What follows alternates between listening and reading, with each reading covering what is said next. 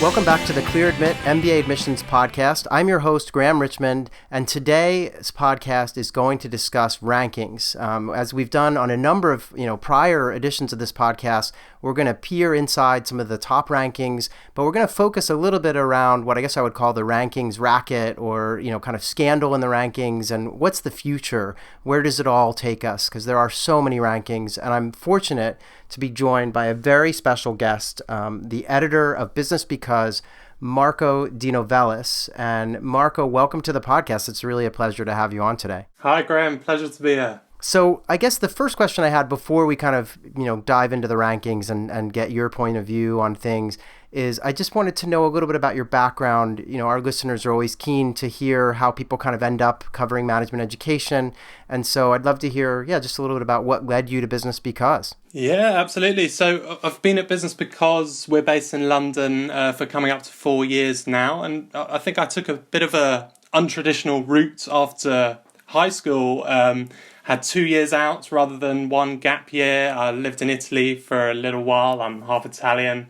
Traveled throughout Southeast Asia to Thailand, Cambodia, Vietnam, Laos, and had a lot of good times there. And interestingly, when it came to choosing university for undergrad, I didn't really go off rankings much. It was more on personal recommendations, and I sort of had a vague idea about universities' different reputations. I ended up studying history at the University of Leeds, where I developed my passion for writing. And then graduating with a degree in history is very different from graduating with a degree from business school. There is no career service, so you're left to your own devices when it comes to finding a job. And I knew that writing was a passion. I saw an ad for, at the time, a small startup in central London writing about graduate management education. Ended up meeting the MD at the time at a fancy 5-star hotel, which was very different to what the office was. Basically interviewed, got the job. And when I started out, I really, honestly, I had to Google MBA. Up to this point, I had no idea what an MBA even was. And in the UK, an MBA degree isn't that well known among employers, among people at universities, certainly.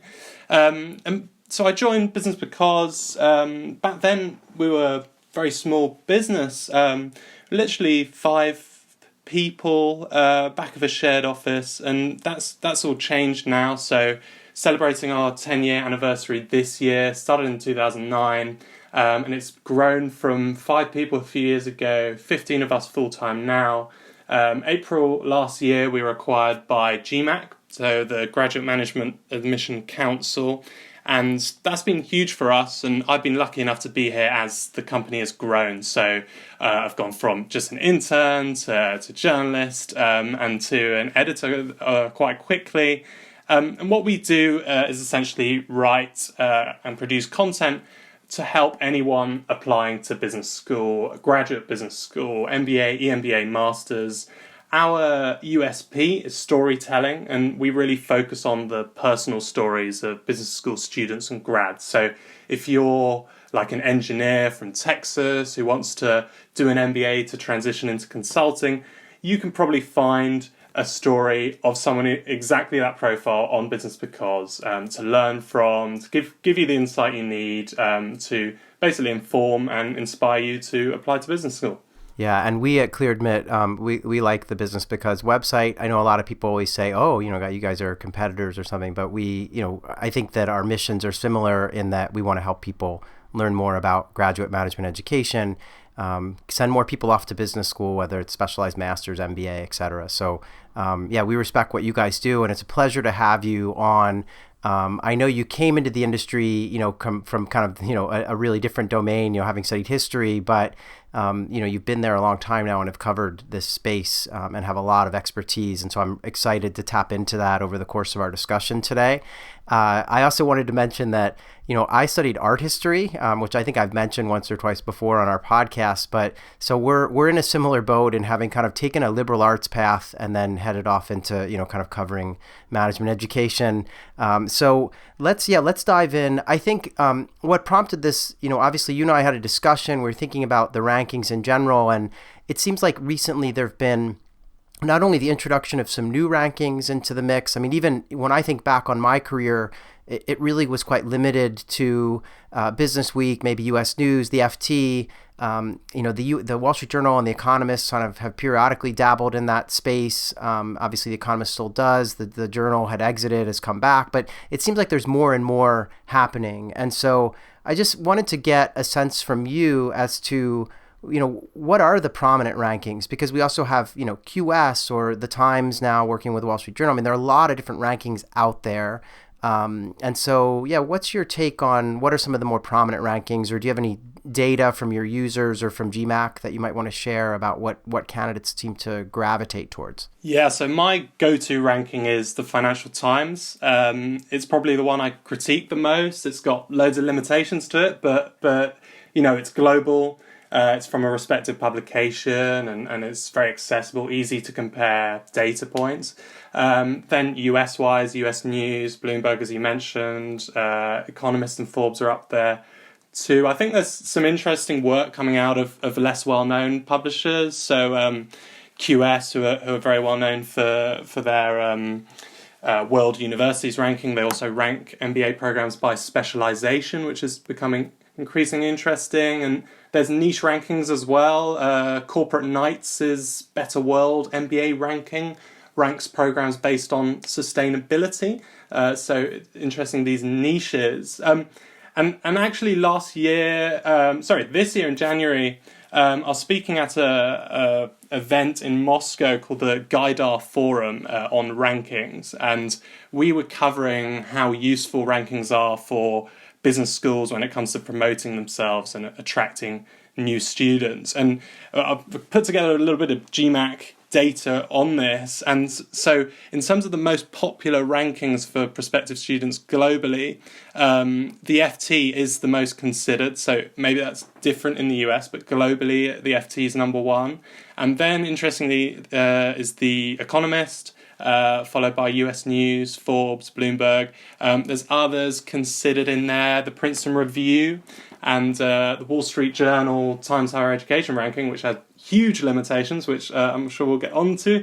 But I guess the main point here is there are loads of rankings out there, and that can be really confusing for applicants. Yeah, it's a lot to sift through, and I think we tend to try to recommend with our listeners and even our readers on the site that ideally you don't just look at one and treat it as the gospel. Ideally you look at a few, but you think about the methodologies. And I think one of the things that's interesting to me is how different some of these rankings are, not only in terms of their results, but how different they go about kind of rating the schools, and we can talk more about that.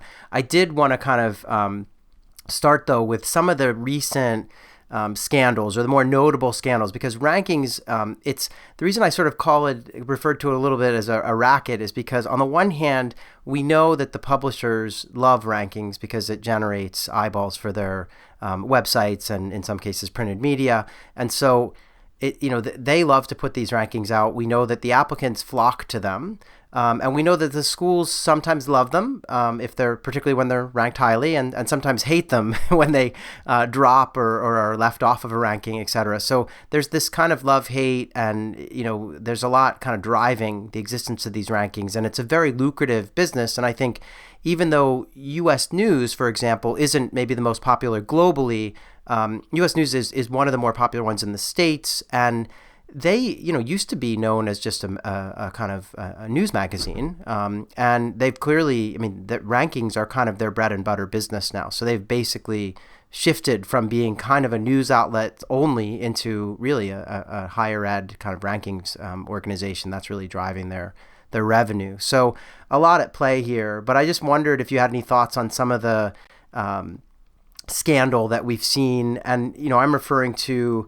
The Wall Street Journal Times ranking that came out within the last year, Obviously, there's the Temple Fox Business School being left, being kind of having their ranking rescinded for the EMBA. There's, NYU Stern dropped a bunch a couple of years ago because of some problems with reporting to U.S. News, and I mean, so there's all these different kind of scandals, and I wondered if you had any thoughts on any of those. Yeah, absolutely. So I'm happy to sort of go through them one by one. I think the main thing to point out here, part of what you mentioned, is there's a big question over how far we can trust rankings and how far they can be exploited. And it's something that, as a business school applicant, you've really got to have in mind when you're looking at a ranking. So I guess the big scandal recently is with Temple Fox.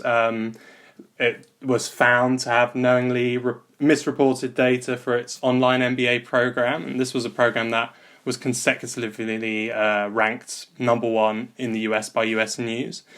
So the US News methodology depends on a variety of factors. And one of them, 25% of the methodology is around weight given to the quality of students. So a lot of this is down to GMAT scores. And essentially what happened is Temple reported that all the incoming class had submitted GMAT scores, when in fact only around 20% of the class did that. So this sort of casts massively into doubt the data that ended up giving them a number one ranking for many years.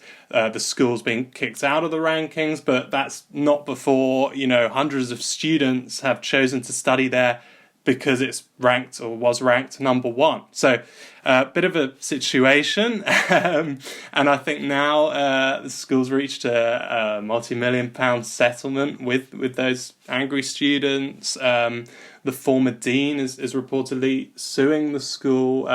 So there's reputation damage there. We actually, on Business Because, we spoke to the interim dean, Ronald Anderson, about the plans for the future of the school, sort of turning over a new leaf. And, there's lots of positive stuff going on. It's a good school. There's a lot of thinking around social impact, really making a difference to the Philadelphia community. It's a good school with a lot to offer, but it's having to redress these issues. But I also think there's a little bit of responsibility with US News, with the rankings publication too. And I spoke to their chief data strategist about this and about what sort of checks are in place. So there are checks in place. US News analyzes the data the schools provide, but what they do is they compare it to previous years to see if there's any changes. And given that this deception, if you will, was over many years, that tactic doesn't really work. So it doesn't really prove that effective when a school consistently misreports its data. So there is that element of trust, and that element of trust between the school and the rankings provider also affects applicants. How far can you really trust the ranking? So it's something to think about, and that's the case for the other scandals we have. GMAT scores again for the NYU Stern, US News. I think on that one, I think it was just a case of NYU not reporting the GMAT data in time. So it missed a deadline, and journalists, publications love deadlines. So if you miss a deadline, you're out.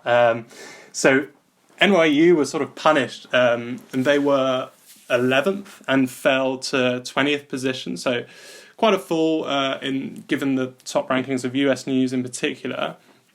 I think they're now back at 12. But that was sort of interesting because it was sort of a punishment, and NYU Stern actually did provide the data later on. And so is this ranking where you've got NYU Stern in 20th position, is that really a true reflection of where NYU Stern sits? Probably not, because you're omitting the fact that it does have these GMAT scores, but they just didn't get them in on time.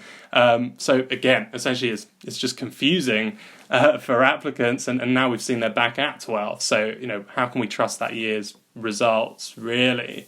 And yeah, I think the other one where it's more of this misreporting with the Financial Times and IE Business School.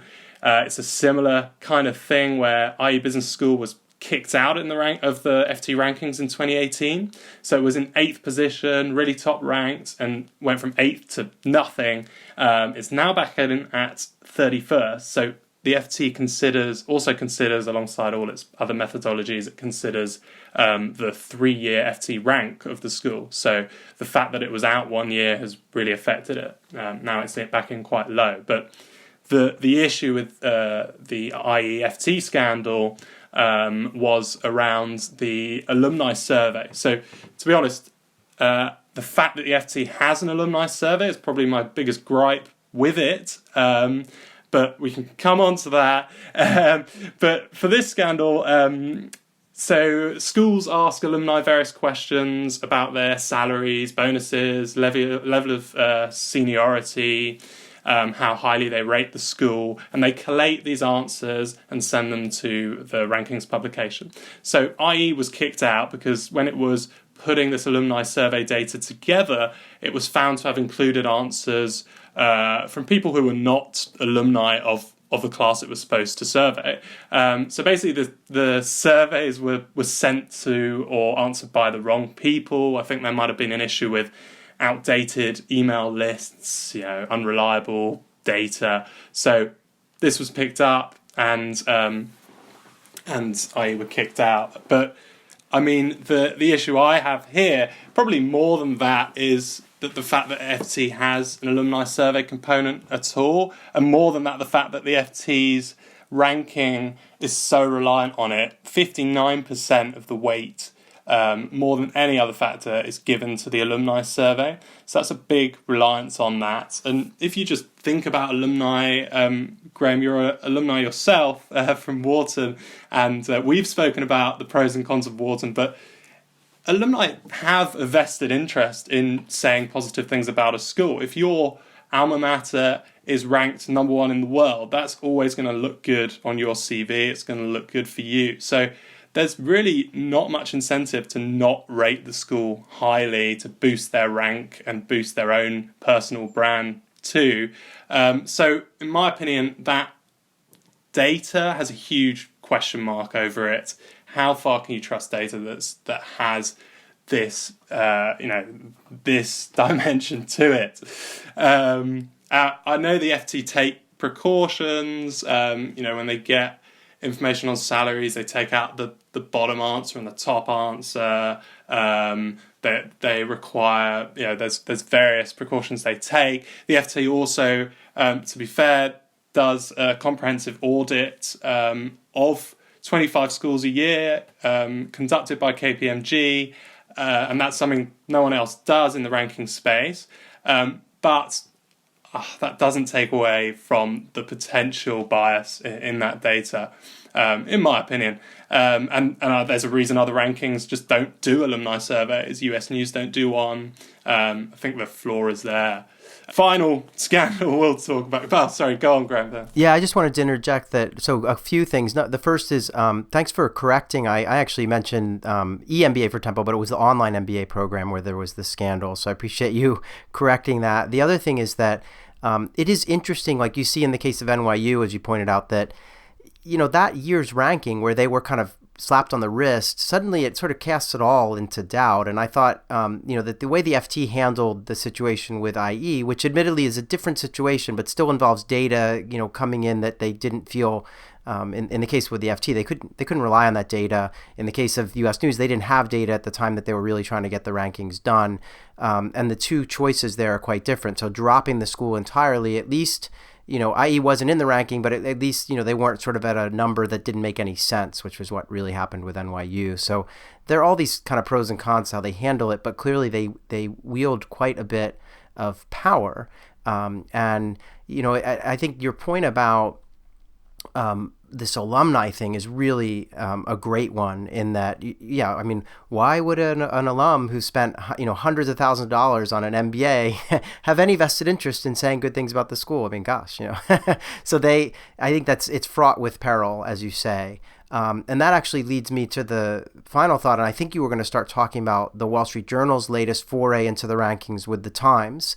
And I think, it'd be interesting to hear your take on that, because one of my gripes with that ranking was that where U.S. news is almost wholly centered on the sort of caliber of people that are getting in based on their numbers or their GPA, GPA, GMAT, acceptance rate, stuff like that, yield.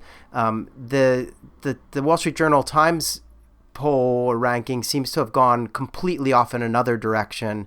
And I think it's just so hard to verify some of these other directions. So what is your take on that ranking? Because that's probably the newest player on the scene, or one of them. Yeah, absolutely. I think just quickly coming back to the point on NYU Stern and the FT, how many asterisks is...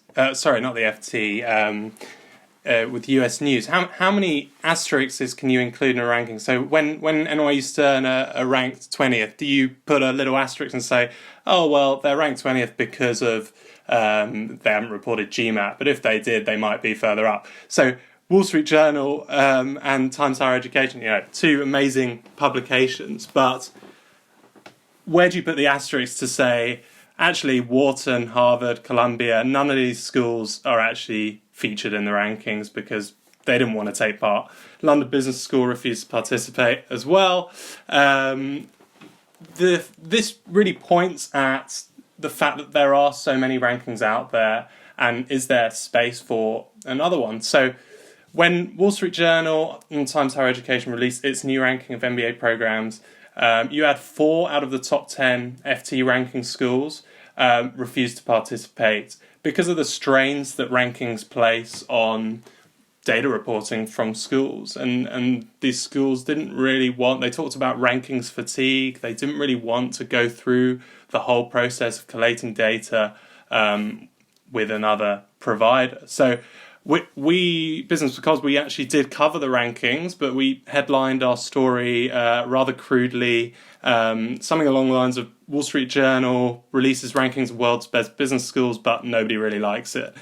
So there were schools missing, and that ranking needs an asterisk to say, these are our best schools, but these schools actually didn't feature in it. At the same time, though, schools who were ranked number 1, so Stanford for the 2-year MBA, University of Hong Kong for the 1-year MBA, Thunderbird for the Masters in Management, they're using this success in their marketing material, on their websites. So prospective students need to be very careful when they look at that and always look for the full story behind the ranking. So if Thunderbird's saying we're the best Masters in Management in the world, based on this ranking, what's the story behind that ranking? Okay, what's the methodology? What does that mean Thunderbird's strong at? But also, if there's schools missing, how might they have affected that? And yeah, it was a very, onto your point, it was a very volatile ranking in a way, because of the methodology. It's quite a new methodology. There's pressure on every ranking to come up with a different methodology, to throw up different results, to stand out. There was a lot of different things going on there around outcomes, but also schools' resources, and there were lots of questions for faculty and alumni to answer. So that there was a strain on the school, which prompted a backlash. And I wouldn't be at all surprised if next year these schools who weren't in it this year do enter it, because every school wants to be in a ranking at the moment.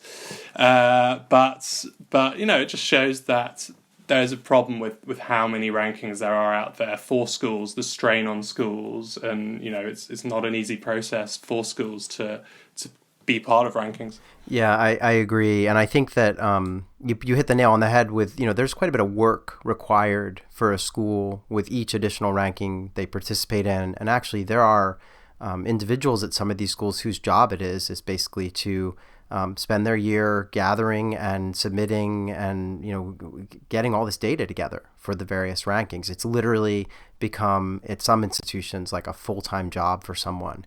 And that's, that is what it is. I mean, I do like the fact that there are independent entities out there ranking these schools and kind of holding them accountable. But I think, sometimes I wonder, to what extent they change their methodology a little each year because they want to get a new result. Because if you have the same result every year, that doesn't really sell magazines. So yeah, there's a lot of things going on, and I do agree with you that we heard a lot about rankings fatigue in some of the top schools, whether it was Wharton. I think MIT didn't take part. I mean, there are a lot of schools that did not take part in that Wall Street Journal Times higher education ranking. And yeah, I think they kind of had it with, they're already reporting for so many other rankings. They just weren't sure there was room for yet another. And the thing again that struck me was there wasn't much in the methodology that favored schools who, had really strict admissions requirements, let's say, on the academic side. So that was the big red flag for me on that ranking.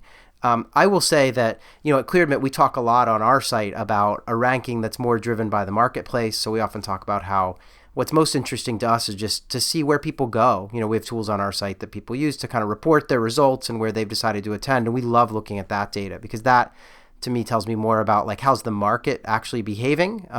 So the Wall Street Journal ranking may have a school at number 5 that has never been at number 5 before in any other ranking, and just because it's there doesn't mean that suddenly everyone's going to just go to that school. So candidates somehow seem to be filtering this information, which is a good thing. They're probably looking at the rankings in aggregate, or I'm not sure how they're getting to it, but somehow it does shake out. You don't see people rushing off to turn down a school that's has very stringent admission standards for some newfangled school that maybe had one high ranking or something. So it does, as long as people take them all in and aggregate them in some way or look at the methodologies, I think it's fine. I did want to ask you a question about the FT. You mentioned that's your favorite, and that's also the one that GMAC data suggests candidates rely the most on. And I've always found that interesting because I'm American, so I have some bias towards some of the US rankings, but I respect greatly the fact that the FT does one of the only rankings, at least at the top tier level of rankings, if we're going to call it, that incorporates schools from across the globe. It's always kind of been, it's almost like embarrassing as an American to say, oh, here's US News again and Business Week, and they don't even include non-US schools. It's like a very American kind of attitude. And so but at the same time, as someone who sees candidates making decisions all the time, it occurs to me that it is hard to mix, some of these schools from different regions of the world, meaning someone who wants to work in media and entertainment, may get into like UCLA, and they may also get into LBS. And, you could argue that, oh, well, on the FT ranking, maybe LBS is very consistently ahead of UCLA. I actually don't know off the top of my head, right? But when it comes to like, if that person wants to live and work in America, then maybe going to UCLA is like the right move for them, particularly if they want to work in media and entertainment in LA, right? So there are all these nuances, and I think, or you could even think about like working papers and visas and all that stuff. So it is complicated to get a ranking together with, schools from different regions in the world with candidates who are, so I think the candidate needs to know and think about like where they want to be geographically and where are they allowed to be in terms of work and all that stuff too. Yeah, absolutely. Any thoughts on that? Because I think that is a challenge that the FT faces with getting them all into kind of one bucket. Yeah, absolutely. And the FT, even though it's global, still gets criticism from some quarters for still being exclusive because it only ranks AACSB accredited MBA programs. Right. So even then, people want more and more. I think for candidates, it's as you said, you can't take one ranking as gospel. They're all purposely made to be different. What you can do is look across the board at different rankings, which schools are coming up in different places. There are other global rankings out there, The Economist, for example, and also to just think about what the methodologies are. I think you mentioned, if you are very driven by salary data, placement success, then look at the ranking that pays a lot of attention to that. I know US News does, but US News also pays a lot of attention to the quality of students that you'll be learning alongside with the GMAT score, focus as one metric. So think about that as well. But yeah, rankings never go by one ranking alone. Compare rankings, look at rankings over time. Has this school consistently been there for 10 years, or is this just a freak year? And then look beyond the rankings, look for stories about the school, connect with its alumni online. It's so easy to reach out to people online now. Obviously visit campus if you can, but you mentioned it, the most important thing is to think about your own individual career goals. So which schools will match those best? If you want to start a new career in Paris, it makes much more sense to go to a school in Paris than it does to go to a top 5 US school, even if they're ranked more highly. Same if you want to break into China, then study at a school there. Don't just learn about China from somewhere else. If you want to work in healthcare, choose a school that's strong in healthcare. There's plenty of information out there to find that out. Don't just blindly apply to the top 10 ranked schools. That there needs to be more thought put into it. Yeah, I agree. Yeah, I think so. As I've kind of commented, and I think we agree, schools have this kind of love-hate relationship with the rankings. They tout when they have great results, and then maybe critique the process on the other hand when the results don't go their way. But I get it. I mean, I understand that what the schools are kind of dealing with here, and the fact that candidates really gravitate towards these easy, kind of first step in your research is often looking at rankings. Like, people gravitate to that. But do you think there's anything, like, should there be some kind of a limit to the number of rankings? I mean, we saw what you mentioned as, kind of rankings fatigue with the Wall Street Journal, Times Higher Education, but like, should an entity get involved to kind of set some ground rules? Should the schools band together and say, hey, you know what, we're only going to do this many rankings, and here's how it's going to work, or here's the data we're willing to share, and what time of year, or like, is there anything that could be done to make it easier? Or do you think we should just let the market kind of play out? Well, I think that rankings tables are the construct of journalists. It's a journalistic format. It's a very successful one. Whether that's a good thing or not is up for discussion. But I'd say I'm opposed to imposing limits on things when it comes to journalism. You might critique the different rankings, but I don't oppose the FT's right to do a ranking, or Wall Street Journal or Times Higher Education do a ranking. I mean, on their own, they can be amazing resources, lots of great data and information, and news stories as well that come out of them. Should the industry intervene or push for change? I certainly think that a push for change is already happening. We've seen the FT included CSR in its methodology for the first time this year, and announced that it will be reviewing its methodology completely for 2020. So January 2020 will be very interesting to see how the FT adapts its ranking. It's the first time it's thought about a complete revamp of its methodology since it started in 1997, so 22 years ago. So there's change coming, but I don't think limits should be set necessarily. I do think schools have an element of control, and we've seen that from the Wall Street Journal rankings example, where some schools refuse to participate. But there's certainly a sense of the industry coming together and pushing for change. Yeah, I think it's nice that the schools, I personally thought it was interesting to see that some schools just finally put their foot down and said, you know what, we can't do it all. But I do wonder what will happen with the next Wall Street Journal Times Higher Education ranking, if those schools who didn't participate are suddenly going to come into the fold because of any backlash they received, or if if they'll just stand there, kind of stay the course and stand aside while that ranking continues to go on.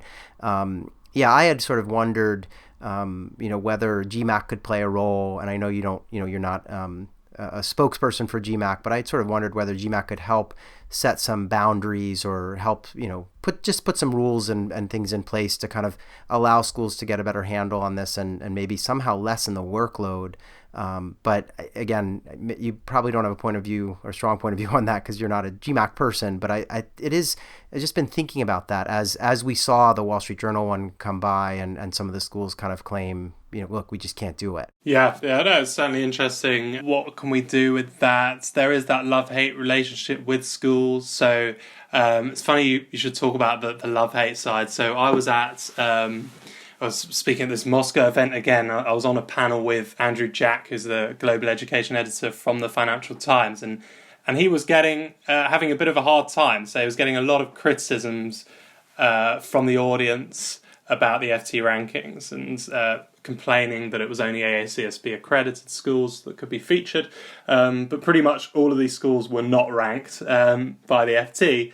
And then on the other side, schools that are ranked jump on that. Even, to be honest, even if you put a list together highlighting schools that are good in a certain concentration, a certain topic area, even if there's no real basis for that, I've seen in publications online, schools will jump on that. People love numbers, rankings.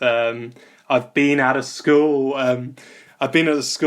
the day before a rankings audit deadline, and the atmosphere is very tense. It's like before exam day. The office is still full late at night, and it's a big deal. Yeah, absolutely. So you alluded earlier to the fact that candidates could probably do other things aside from, just looking at rankings, and that, even if they are looking at rankings, they need to take into account methodology and their own goals and things. But is there any specific, if I'm a candidate thinking about applying to school, I've got all the rankings in front of me. I've made some kind of judgments based on aggregating those. But what are other things I should be doing that you think are most helpful in really getting to know if a school's kind of high quality and of kind of a good place for me to study? Well, outside rankings, I'd say look outside rankings. So again, just speak to people, get that anecdotal evidence. You've got some of the data in front of you.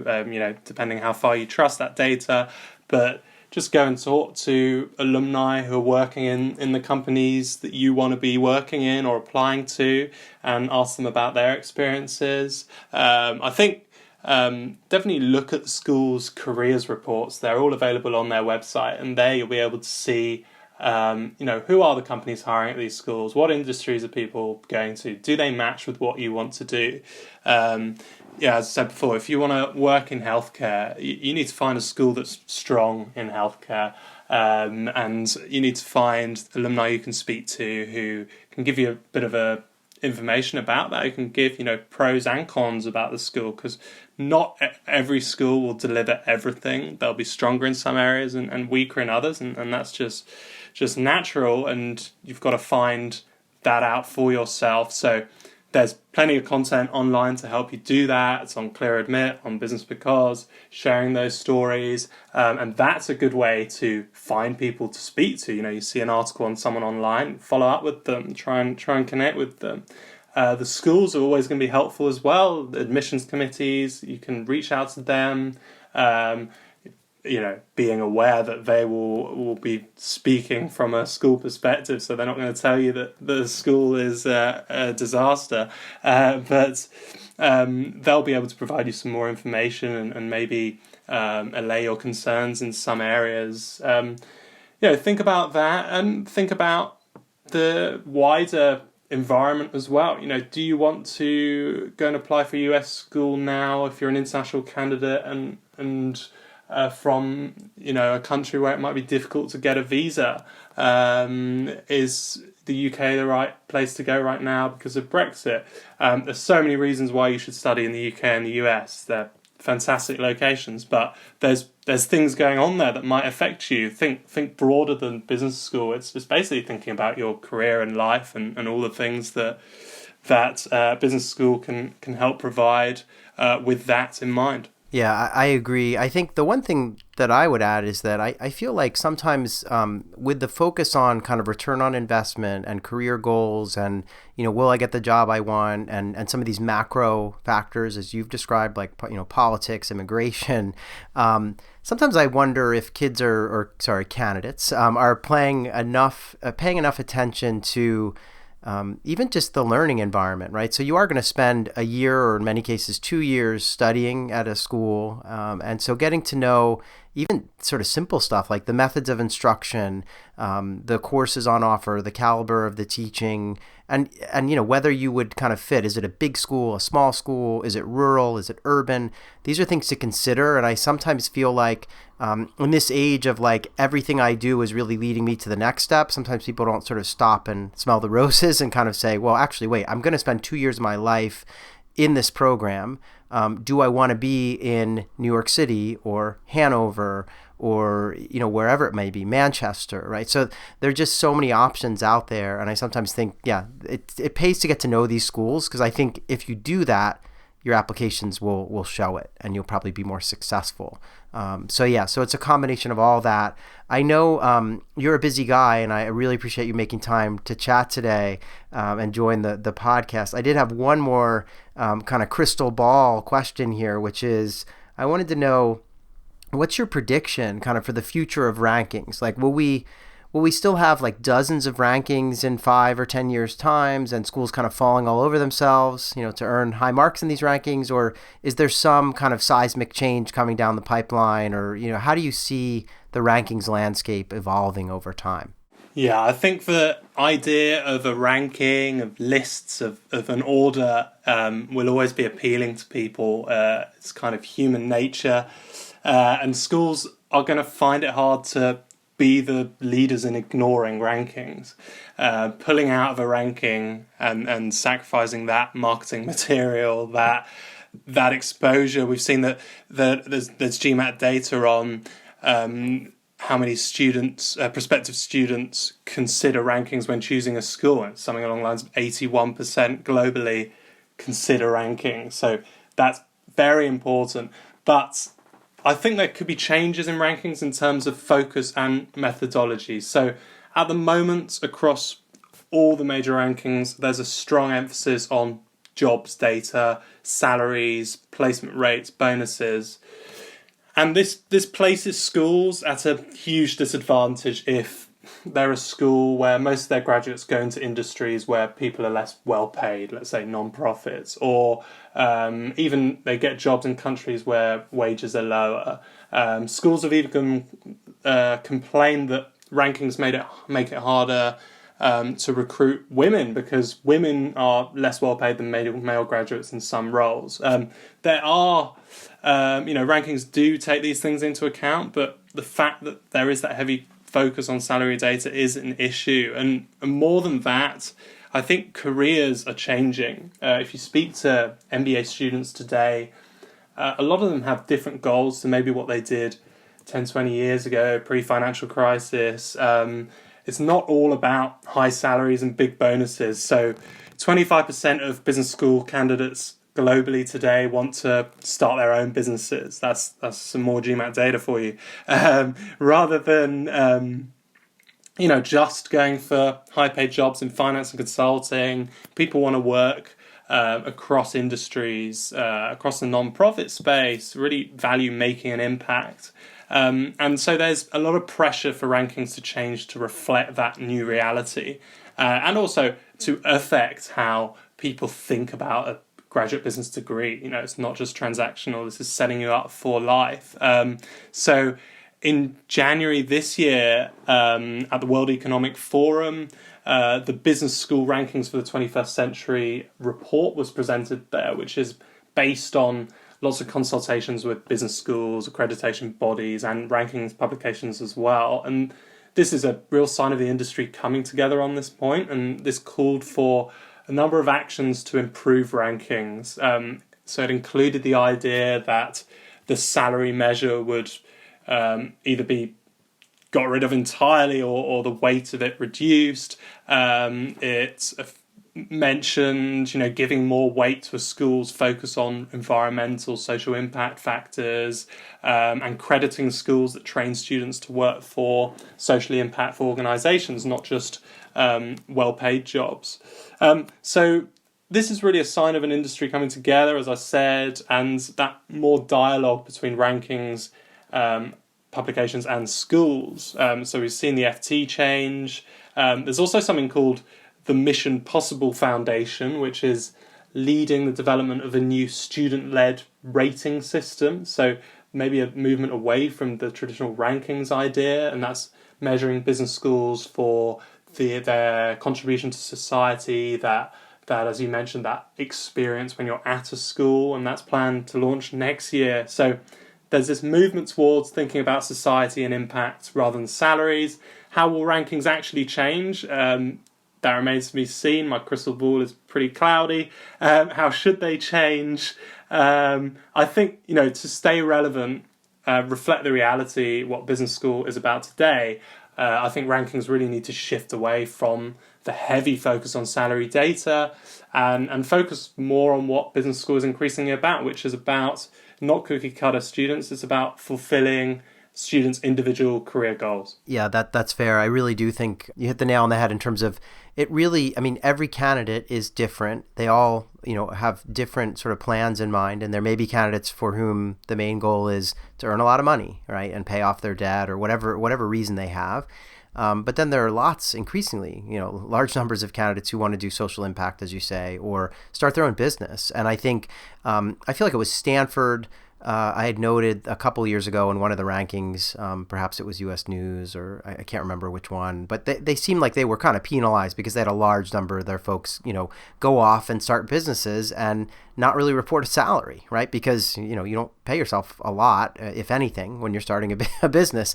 And so, yeah, that was tough to see. And then, a school like Yale, which has a long tradition in kind of social entrepreneurship and so, just social impact, sustainability, even nonprofit management, some of those jobs are not going to be the kind of McKinsey Goldman type jobs where you're raking in the bucks. So, yeah, I agree. I think the good news is that I feel like there's probably a ranking for everybody. There's probably going to be an increasing kind of, as we see already, like kind of specialization in what these rankings are really focused around. And so, the Forbes ranking may always remain kind of return on investment. And that'll be great for the people who are like, look, all I want to do is make sure I can pay off the debt that I'm going to take on as quickly as possible, and then go on to have a really, illustrious, high-earning career.